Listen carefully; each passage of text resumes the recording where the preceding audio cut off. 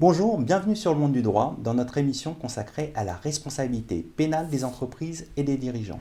Ce programme est proposé par le cabinet Barreau Alto dans le cadre de la Barreau Alto Academy avec la participation des étudiants du master droit et fiscalité de l'entreprise de Paris 1. Aujourd'hui, nous nous intéressons à la réponse du législateur face à l'inefficacité de la sanction avec l'exemple du droit pénal environnemental. Pour aborder ce sujet, j'ai le plaisir de recevoir Antoine Aubin, étudiant au sein du Master droit et fiscalité de l'entreprise de Paris 1. Antoine, bonjour. Bonjour. Alors, quelles sont les sanctions encourues par les personnes morales en cas d'atteinte à l'environnement ? Alors, selon une étude qui a été publiée par Louis de Redon, qui est maître de conférence à l'université Panthéon-Sorbonne, un délinquant sur 5 en matière environnementale est une personne morale. Aujourd'hui, il faut savoir que la délinquance environnementale est principalement sanctionnée par des peines d'amende. En parlant de ces peines d'amende, en 2019, elles représentaient plus de 70% des condamnations en matière environnementale. Toutefois, l'inefficacité de ces sanctions et le faible montant prononcé de ces sanctions a fait naître l'idée d'un besoin de réforme en matière environnementale. Alors, quelle a été la réponse du législateur face à ces critiques envers la sanction pénale ? Un projet de loi a été présenté par le gouvernement le 29 janvier 2020.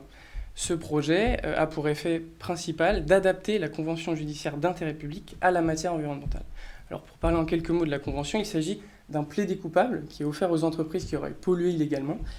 Et donc, elle a pour effet d'éteindre l'action publique lorsque l'entreprise exécute les obligations auxquelles elle s'est soumise au sein de la convention.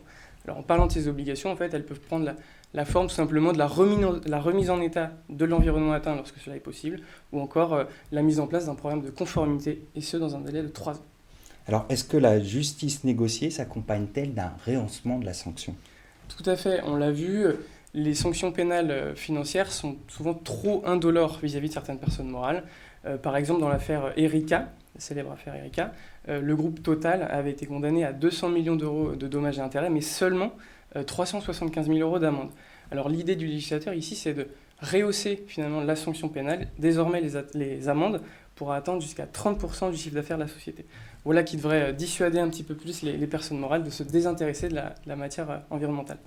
Merci Antoine, et on va accueillir Caroline Joly, associée au sein du cabinet Barreau Alto, pour conclure sur le sujet. Caroline Joly, bonjour. Bonjour Arnaud. Ce projet traduit-il vraiment la volonté du législateur de renforcer les sanctions contre les entreprises ? Écoutez, je pense qu'en droit de l'environnement, comme dans d'autres matières, on a affaire à une tendance un peu de fond qui est d'aller pour la justice pénale vers la justice pénale négociée. Et donc avec la Convention judiciaire d'intérêt public, la CJIP, qui, là on l'a vu, pour la matière environnementale pourrait être adaptée, mais aussi dans d'autres domaines du droit. On peut penser par exemple au droit de la concurrence. Pour l'instant, c'est limité de son champ d'application.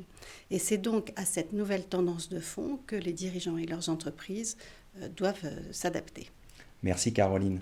Merci à toutes et à tous pour votre fidélité et à bientôt sur le monde du droit.